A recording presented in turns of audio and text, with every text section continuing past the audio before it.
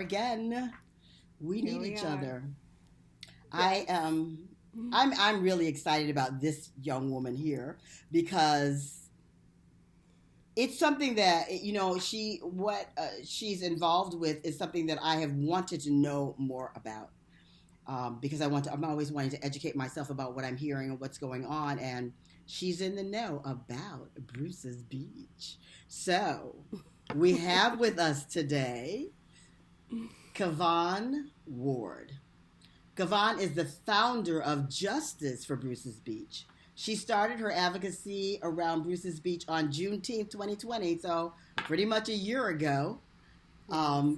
when she and other co founders of a group in South Bay put together a picnic at Bruce's Beach to shed light on Black history in Manhattan Beach, specifically the land stolen from Black landowners Willa and Charles Bruce. Kavon has since been quoted in the New York Times, the New Yorker magazine, the Guardian, the London Times, the LA Times, and a host of other print publications. She has also been interviewed by CBS's 60 Minutes, National Public Radio, NPR, station KQED, 94.7, The Wave, and a number of other radio stations to discuss what justice for the Bruce's family means and what reparations for Black people look like as it pertains to America making amends for stealing Black land. Kavon has partnered with Patrice Cullors of Black Lives Matter to create a petition through Color of Change calling for restitution and restoration for the Bruce's family and reparations for Black residents of Manhattan Beach. Kavon is currently an actor, poet, PhD student at Antioch University's Graduate School of Leadership and Change, an educator and reparations consultant. She is a former Congressional Black Caucus fellow and public policy lobbyist. Whew. Kavon holds a BA in communications and a master's of public administration. Am I not honored to have you here with us today, Kavon? I'm just like so excited. Discovered you through LinkedIn. I'm going to give a plug to LinkedIn because I Go wasn't on ahead. LinkedIn for a long time. And then since I've come to LinkedIn just a couple of months ago, I've discovered all these amazing, wonderful people who are there, Do like you know Ashanti Kavon Ward. Martin? I don't, but should I? Yeah, you should. She and I are actually co-founding an organization that's going to work toward getting Black land back nationally. Wonderful. So it's a national organization. Wonderful. I Yeah. love it. This is important. This But is so I asked important. you about her because I met her. Well, she posted something about the New York Times article, Bruce's Mm, Beach in the New York Times article, and everybody went crazy and they were asking, how she should help. And it just so happens that she is friends with someone in my PhD program. oh, And so my wow. friend in the PhD program saw that post, linked us up together, I'm and now telling here you. we are. Yeah, LinkedIn. It's So all about thank you, LinkedIn. LinkedIn. Yeah, thank you, LinkedIn. I'm loving it. So, Kavan, tell us what got you involved in this cause. What do you live in Manhattan Beach? Am I correct? I do. I You do. Right do. now, I Yes. do. Yes, I saw that you're planning to move. I think I saw that on LinkedIn. Um, so, how did you get? What drew you to this cause? I think it was a spiritual calling, Mm, honestly. mm, I think, well, I know that when I went to the park for the first time and I saw the plaque and I mm, saw how inaccurate and incomplete it was and how whitewash it was and how it mm, just didn't make sense. It's just like, mhm, wait a minute, it doesn't sound right. Like this mhm, white man, Mr. Peck, mhm. who Yes, supposedly right.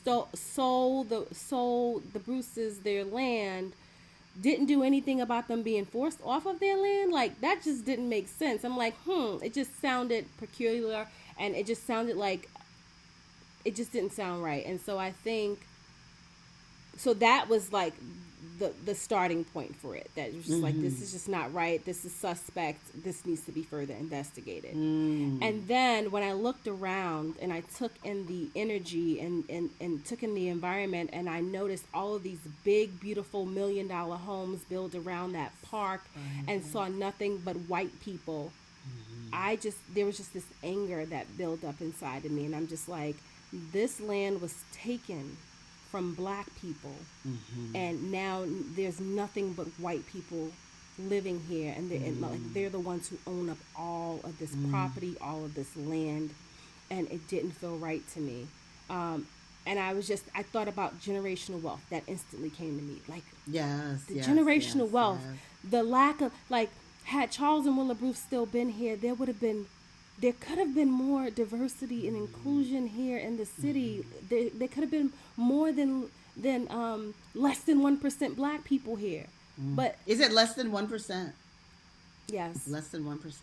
Wow. less than 1% black people here, and it didn't sit right with me. And I remember during my interview then with KTLA, I remember just saying, they were asking me what I wanted, if I wanted the plaque changed, and I was like, yeah, I want the plaque changed, and and I want there to be policies changed so that this family could be deeded back the land. And clearly, I had no idea. I didn't even know the family at the time when I made that statement. I literally was just putting it out there in the universe, like, as organic as I could get. This is what I want to see happen. Like, and as far fetched as it appears to people, like, let's think about it, right? Like, land has never been given back to black people in the United States or around the world, for that matter, right? No. So No. just think about my audacity of Yeah. hope there, right? My Yeah. audacity to just be like, yeah, I want the land given back, right? And now here we are, less than a year later, and that's in the process of happening. So, Kavon, take us back. Take us back to what is the true story here? You So know, the you said true you read the plaque and it just seems real accurate. Tell us what is true about this situation. So the true story is that there were these thriving entrepreneurs, Charles and Willa Bruce, who bought this plot of land, and they paid more for it than anybody else in the area paid, right? Like, people were paying $500 per plot of land, and they were paying $1,200 per plot of land. They knew it. I mean, just think about that, the discrimination in that, right? Like the racism in that, right? It was like a black tax in a sense. So Yes, they had to right, pay more yes. for this property, but they worked. They started out with a concession stand, started selling food. Then once they earned enough money, they opened a bathhouse and a dance hall and a diner, and they just grew and expanded. And I read in an article that them along with a couple of other black people who bought in the area, they inspired other black people to buy in that area, on that park that's now known as Yes. Bruce's Beach Park. Yes. There were black families who owned property and lived on that land that were removed as well, right? And so they were thinking about getting a train car coming to and from Manhattan Beach. They were thinking about a school. Like, they were trying to build up that community similar to Black Wall Street in Tulsa, Oklahoma. Yes. Right? That's what they were trying to do. And of course, the white people weren't having it, right? Because the ocean belongs to them, right? Yeah, right, exactly. The ocean belongs to them. I'm So sorry. I just like what?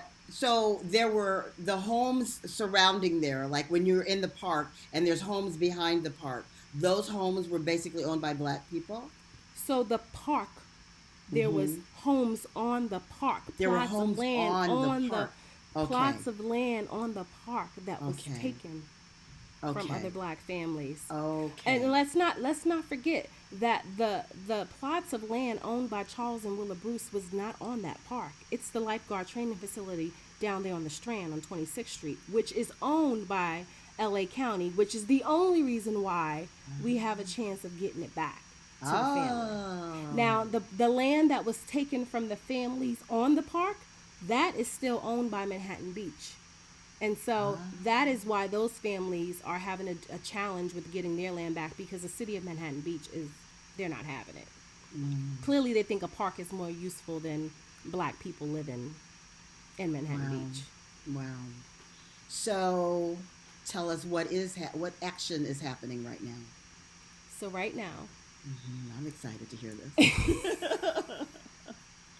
so legislatively right now, what's happening is that the bill that was introduced by Senator Bradford has just been voted on, and it's been voted on the full floor of the Senate and has made it out of the Senate. So it went through the Natural Resources and Water Committee first, then it went through the Senate Appropriations Committee, then it went to the full floor, and it passed all over all over the Senate.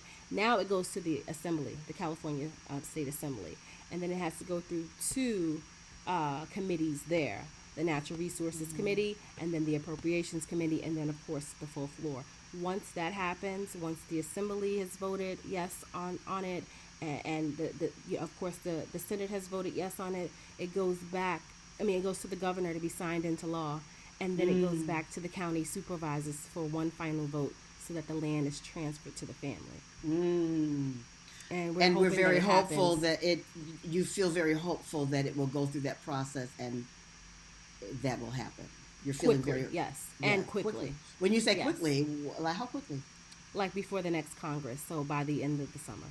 Okay, all by right. September. That's wonderful. That's wonderful. So, is there anything that can be done by the public at this point to assist in this process?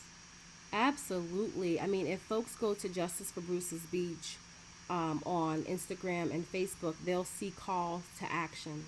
Okay, Every Justice for Bruce's Beach. Okay. Yeah, Justice for Bruce's Beach. And so what we've been doing is we've been rallying people together to come together to send letters and emails and phone calls to their state senators. And now we're going to be asking folks to do the same thing to their state assembly members.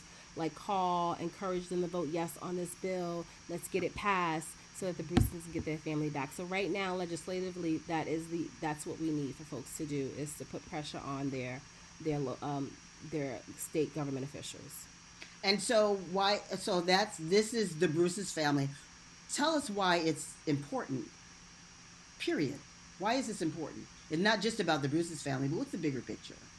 I mean, it's reparations, right? Like repairing the damage done. This country has pillaged land from black people for so long. I mean, and this was after, this country always tells black people, pull yourself up by your bootstraps. All you have to do is work hard. And here these black entrepreneurs were pulling themselves up by their bootstraps. And what did the city of Manhattan Beach do? They took the bootstraps, they took the boots, they took the socks, and they left them barefoot running back somewhere where they didn't even belong. Exactly. That's what this country does to black people after they tell them to pull themselves up by their bootstraps. Right. And this is not the only case. The organization that I'm co-founding, the national organization that I'm co-founding, I've got people who have been fighting to get their land back for 40, 50 years. All entrepreneurs, black entrepreneurs who build upon what they owned, who built their communities, who had generational wealth stolen from them. Yeah. That's a problem. What is it that all you can give really is your perspective and opinion? What is it? Why do they not? Because like you said, they say you're shiftless and lazy, right? So pull yourself up by your bootstraps, and we go, okay, we're tired. You want to know why? We're not lazy. We're tired. We're tired because everything we have to do, we have to work 10 times harder for, only for it to be taken from us. Exactly. We're tired.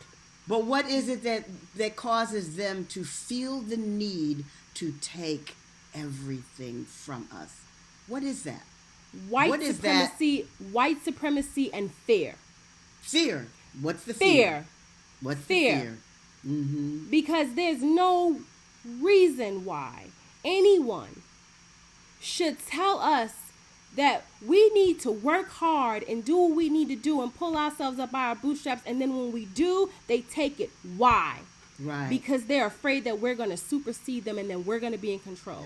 Yeah. And that there will be no more white supremacy. That's what it is. Yeah. That's how you sustain white supremacy, by keeping a people oppressed. Mm-hmm. And it's not that black people have these magic genes that are like superior than anybody. It is, we have had to work hard, and mentally we are stronger because we've had to work hard and overcome and get through the fact that no matter how hard we work, they will kill us. They will weaponize the police against us. They will do everything in their power to keep us down and keep us oppressed, and still we rise. So it is not that we are just like these superhuman people. We are human, but we are stronger mentally. Right. And that's what they're afraid of. Mm-hmm. Because I think I just saw a post recently, and I don't remember what the number of massacres were. There were many, many of them because we know about Tulsa and we know about Rosewood, but there were so many of that same thing happening. In And Mississippi, I mean, you should see the yes, people contacting me. Mississippi, mm, South Carolina, North Carolina, it's yes, all yes, around this nation. yes, it That's why I'm is. like, okay, I've got to use this as a springboard, use this to help more people, Hmm. right? Like, Hmm. I'm not saying that I'm the super tool, the superpower that's going to get every black person back their land. By no means am I saying that. But am I going to try? Is the organization, the national organization that I'm co-founding, going to equip ourselves with the tools necessary to help make that happen? Are we going to get the research we need? Are we going to get the technology we need? Are we going to do the advocacy? Like, that's what we're going to focus on doing for these black families. Yes, absolutely. So it really is a spiritual calling for you. It truly Yes, is. It's a absolutely. spiritual I'm not calling getting for paid you. anything from this. I have not Yes, taken a exactly. dime for Right. this, but I do it because it's in my heart, it's in my Yes. bones, it's in my spirit, and now I realize that everything that I've gone through up until this point, all of my life experiences, the many things that you've said, that I've done in my life, it all makes sense now. All of Mm. those things were necessary for me to be where I am right now and to do the work that I'm doing right now. Take us So back a little bit. Take us back. Who is Kavon Ward? Like, where were you born? Where did you grow up? What was your childhood like? What were the factors that created this person that we're looking at today? Vaughn Ward is was a little black girl who grew up in Harlem during the crack epidemic, to a mother Ah, addicted to drugs, and to a mm, father imprisoned, and to an abusive mm, stepfather. That's who Kavon mm, Ward is. mm, So mm, Kavon has been mm, fighting since she was a little girl. Kavon mm, endured discrimination within her own home, segregation within her own home, the divide between the step kids and the regular kids, right? So mm, I've been fighting for a long time. And I am mm. the first in my family to ever graduate from high school and the first to ever go to Ah, college. ah, So that's beautiful. it's beautiful, but it was hard. It was difficult. It was a challenge, right? But all of those things were necessary to push me forward to be able to fight another fight, Hmm. right? Hmm. And it didn't stop there, Hmm. right? The challenge didn't stop at childhood. There was me, after having the Congressional Black Caucus Fellowship, lobbying for a national nonprofit organization and having to sue them for racial discrimination and Oh, retaliation. wow. That's where it Mm, started. Like, mm, that's mm. where the blinders came off, and I became well aware of racism. I Can was you tell always us a little told, bit about that story? I mean, I was just always told, Kavon, be smart, get your education, and you could be whatever you want to be. And I was on the path of being whatever I wanted to be. And then here I was being told that, unfortunately, as an educated black woman, that I need to watch my tone because I can come across as aggressive. The youngest, like, just stuff like that, microaggressions after Hmm. microaggressions after microaggressions, Hmm. only to Hmm. find out that this organization I was lobbying for had hired me because they needed to hire a black person because they were Yes. being sued already. Mm, They were in the mm, process of being sued. So I mm. aligned myself to that lawsuit. I fought it, Oh. and they settled, And they settled. Mm, but not without policies being changed mm, and new mm, mm, policies being made, because mm, that is, you're not going to just write a check and get me off your back. What are you going to do to change? mm, And mm. so I've had this fight in me since I was a young girl, and so the irony of it all is that after the lawsuit settled, I moved to LA thinking that I would just be in La La Land and act so that I can escape the trauma of advocacy, right? The trauma of just being this poetic activist. Because what you didn't know is that my therapy was poetry. And so on the East Oh. Coast, I started performing and writing pieces that focused on the death and social justice and the death of black people dying by the hands of police. Like, that's what I was Mm, focusing on.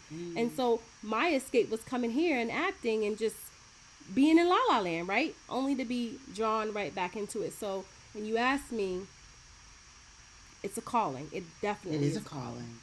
So when you moved here, did you move to Manhattan Beach? No, I lived in No. North Hollywood. I was taking my classes. I was auditioning. Then I met my daughter's father, and he lives in Torrance. And then we got engaged, and I got pregnant, and then it was a bad idea to move in with him. So I wanted to move somewhere close by so that he could still have a Ah. relationship with his child, and so that her Mm-hmm. grandparents, who live in Hermosa could have a relationship with her. Uh-huh. And so I looked for apartments in Inglewood Oh. and in Manhattan Beach. Knew nothing about Manhattan Beach. And it just so happened that the apartment for in Manhattan Beach came through before the Inglewood one did, and this is where I moved. Yeah, no accident there, huh? No, not at No all. Clearly, accident I'm seeing there. that now. Yes. I'm You clearly know, seeing that now. because our life is really, my belief is Mm-hmm. that and you said you could look back and see how all these things brought you to where you are. If we could only Absolutely. understand that that is the truth about our lives, that each little thing from our childhood, that pieces are being put together and it all threads together. Together. And we tend to look at our lives as pieces compartmentalized here, there, but it really isn't. If we can step It's back not. and look, you can see, well, if that hadn't happened, then this wouldn't have happened. If that, I wouldn't have had Right. this understanding. Oh my God, this clarity that I have right now is because, if we could just realize that that's just really true of everybody's life, but we don't look at it that way. And so, Right. we Right. I take mean, it it's a for, spiritual journey, right? Like, I think yes, there's a process that you need to go through that puts you in a space where you just have to be like, all right, I give up. I relinquish. Like, what is it, God? Like, why? yes, Why is this happening? And really listen, yes, right? Because yes, you can't just ask the question for the sake of asking the question. Really listen, and then you start to piece the puzzle together. Wait a minute. If that hadn't happened, then I wouldn't have been prepared to endure that. And had I not been exactly. prepared to endure that, I wouldn't be here. And so it's all this like natural progression of just like, and this is not the end of it. There's things that I'm going through now that's teaching me so many valuable lessons for the work I'm going to be doing moving forward, right? And Right, so yes. it is important that I look at everything that happens and say, okay, God, what are you trying to teach me here? What lesson am I supposed to learn? So that when I encounter that situation moving forward, I'm like, that's why that happened. That's That's why what I that need to happened. learn. Exactly. Yes. Yes. The day that you went to and read the plaque at Bruce's Beach at the park, the day you went there, that day was a divine intervention. It was Mm-hmm. no accident that it happened, that you were there on that particular day.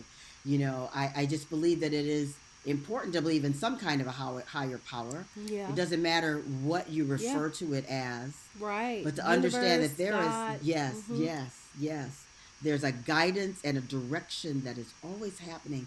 It's one of the things that I just, in this podcast, I really, really want people to understand. It's called We Need Each Other. Mm-hmm. And because, it's no accident that you and I are together talking right now.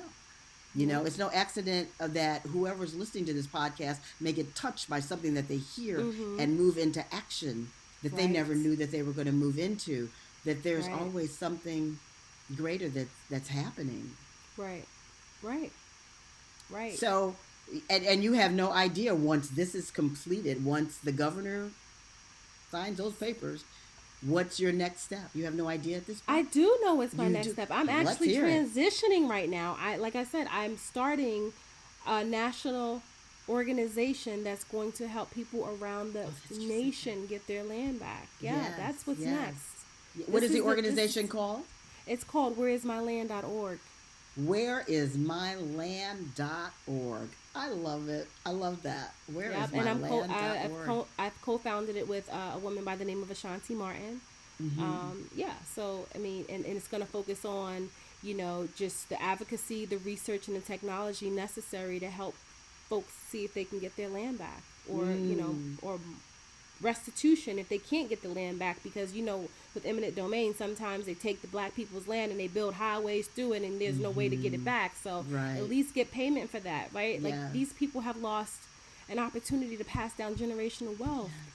Yes. And then we Yes. wonder why there is such an economic divide between whites and blacks, Mm-hmm. and why there's a Yes. generational wealth gap between whites Yes. and blacks. It's not Yes. because black people are lazy and don't pull themselves up by their bootstraps. No. It's because every time we build, you take. Yes. And it has everything. I mean, so it has so much to do.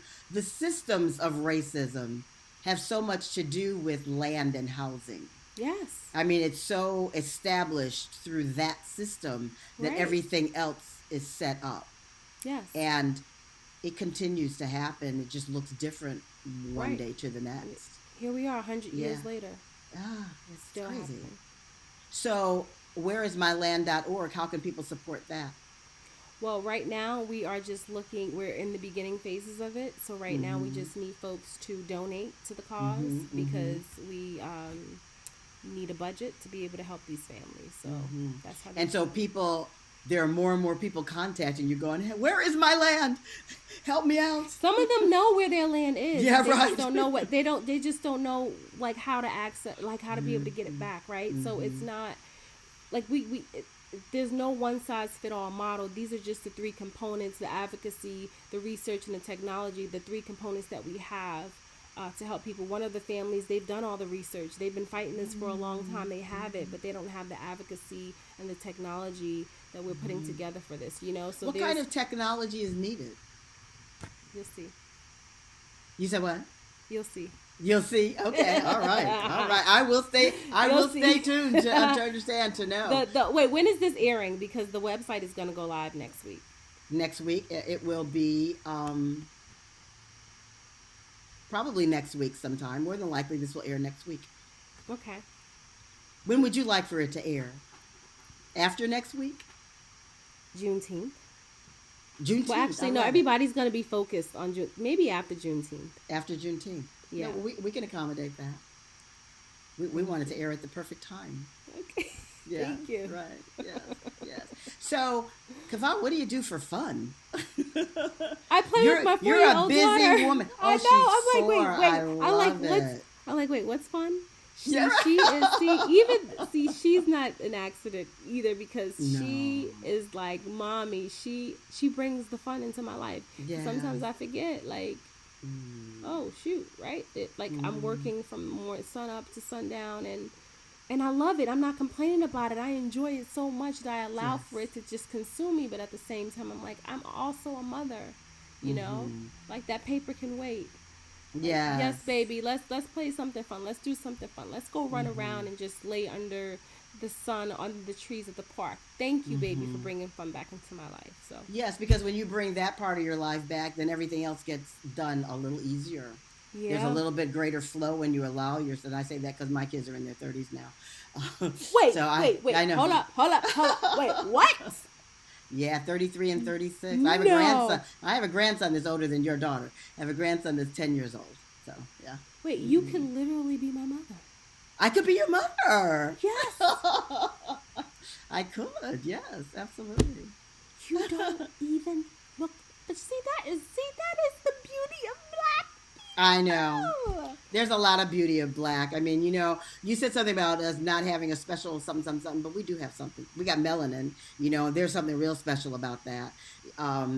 Yeah. We, honest to God, I do think black people have magic, and I think that's part of what is not understood and what other people want to take away or own or something. But I that don't even know. magic comes from something that is not tangible. You understand what No, I'm saying? right, exactly. It is Yes, something yes. that is spiritual. There is something. I mean, I do believe that we have some things that other people don't have. But like, are we like just genetically these super? Like, no. Right. You know Yes, what I'm saying? exactly. Like, Hmm. no. And probably the reason why you, white person, is able to accomplish everything that you want to accomplish is because you've had head starts and you continue to have them. Hmm. Yeah, exactly. But Yeah, anyway, I digress. yeah, is it really digressing? I don't know. No. It's the truth. I mean, we're speaking truth here. This is the truth. Yeah. And Yeah. sometimes we want to hold back and not say the whole story, but the whole story is that we are, first of all, everybody comes from Africa. We can't. Mhm. That's Mhm. where we all started. Mhm. So if we would, I'm going to digress for a minute. I was out and about today, and I usually am out and about in the world on Thursdays. I had amazing conversations with a man from Israel, amazing conversation with a man from Sri Lanka, amazing conversation with a man from Cuba, and they're all saying basically the same thing. That we started in Africa, and then it's all about consciousness and about Yeah. an understanding of one life, one creator, Right. one whatever you call it. And Right. it's something that I think that as a people, in whatever way, we've held on to Right. because we couldn't survive what we have survived. if there wasn't some other strength, some inner strength that we were holding on to. And I teach classes to white people. And one of the things that I say, if you and I always go, I'm speaking generalities. I'm not talking about you. If white people would use their privilege, so you have privilege, use your privilege and recognize that the black people here on the planet are still here, surviving, resilient. We're the ones whose ancestors didn't jump off the boat, that we have endured over centuries, the things that we are, and we're still here. Then take that and put it together with your privilege, and we're all buoyed up. We're not taking away from anything. Everybody gets elevated. Here's the thing I have with that word privilege, right? Like, okay. White privilege, right? It's a perceived privilege, because there's no privilege in knowing that you have pillaged and robbed and raped and stolen everything and had this head start that you continue to have. There's no privilege in knowing that if you were in our shoes, you probably wouldn't be able to walk a day in it. Where's the privilege in that?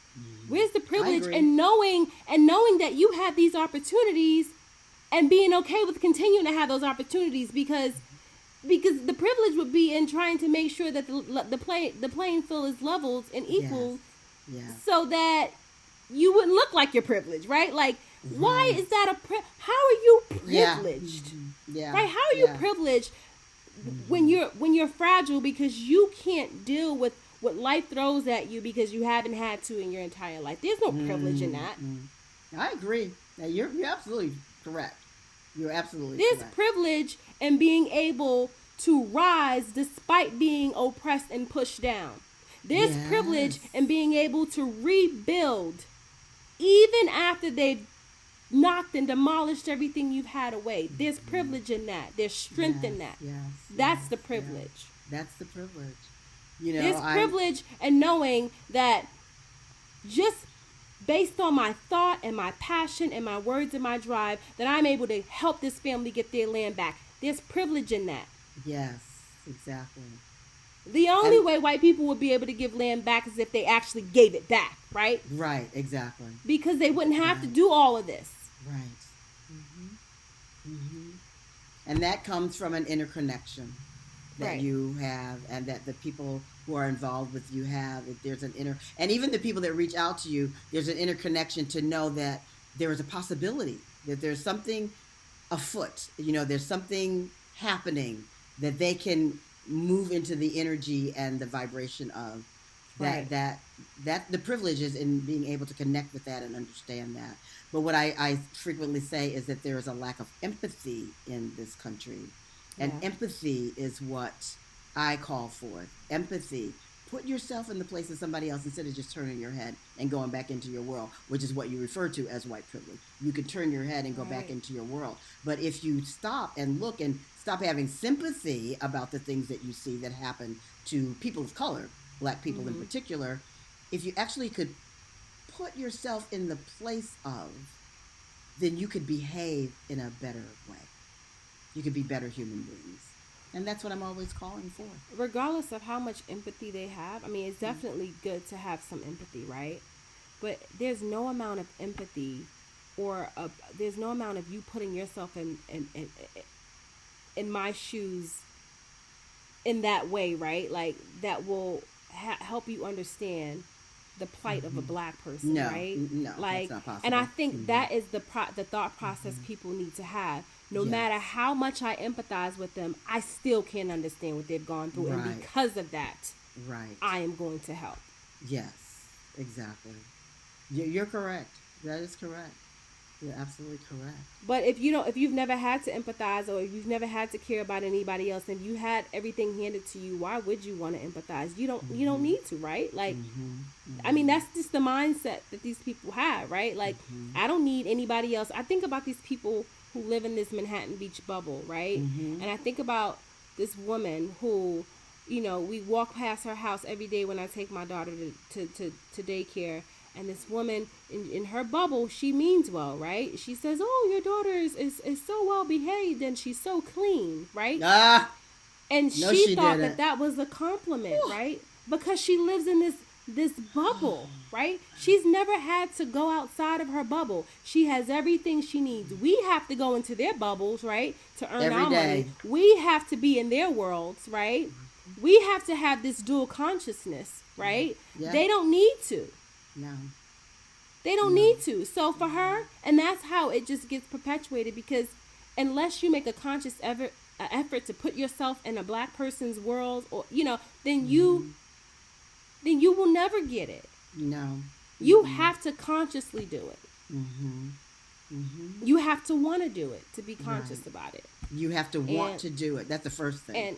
And Right. for some people it's like I got the ocean, I got money, I got this best schools, well the best schools, right? I got this, I got everything I need, everything that everybody else wants, right? So they think. So they think. Why do I need to go anywhere, right? Right. So they think. Mm-hmm. But boy, they just don't know what they're missing because we are some amazing people. I say this all the time. And I'm not going to beg you to come in my world. No, exactly. Unapologetically black. I say that all the time. I am unapologetic. I don't apologize for my blackness. This is who I am, and I am an amazing person. And I, like I'm telling you my age, I'm a child of the 50s. Even during the civil rights era, doing all the writing and all this stuff, I never wanted to be anything but a colored girl. I was very happy with what I was, and I've never felt, as much as I've operated in their world, I've never wanted to be anything but what I am because there's such a beauty in who we are. There's just such a beauty in who we are. Good people, just we are, Yep. We need each other. Yes. We need each other. Wow. So what else do we need to know before we close out here, Kavon? This has been, I've wanted to be better educated and understand. I've heard a lot about the Bruce's Beach story, and I understand better now. What else do we need to know? What other little seeds would you like to drop? Where'smyland.org. We're coming. Okay. Ohio. We'll be in Ohio next. Cleveland. That's what I'm dropping. Cleveland. Get ready, Cleveland, Ohio. Okay. All right. And don't forget to encourage your assembly members to vote yes on the bill that's going to ensure that the land gets transferred back to the Bruce family. And to follow us on Facebook and on Instagram and on Twitter at Justice for Bruce's Beach, on all of them. Justice for Bruce's Beach. Okay. So that you can see some calls to actions that we post there almost whenever we need for folks to mobilize and to move. Yeah. So Facebook, IG, and where else did you say? Twitter. And Twitter. Okay. Yeah. Okay. Very Justice good. for Bruce's Beach. Yes. Awesome. Kavon Ward. Wow, you are a gift. You are a Thank gift. You. Yes. What is your daughter's name? Samira. What is it? Samira. Samira. Samira is a gift to you, and you are a gift to her.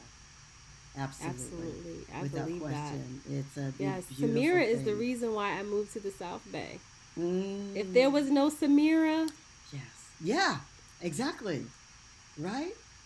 No accidents ever. No accidents. No coincidences. There's always some divine guidance that's happening, whether we recognize it or not. And we have to remember that. We have to make sure that we remember that because I feel like sometimes we allow so much to come in and we're doing so much and we're so busy and we're just like, and we lose sight of that. Like, it's all the way it's supposed to be. It's all the way it's supposed to be. Even the things that annoy us and things we don't like, you just breathe consciously and keep moving. Right. Yeah. Okay. I have breath to keep you moving. I'm going to breathe Thank you. on your behalf because you're doing some really amazing, wonderful work, and I'm going to keep following you and give the support in the best way that I can. Thank you so much. I appreciate you.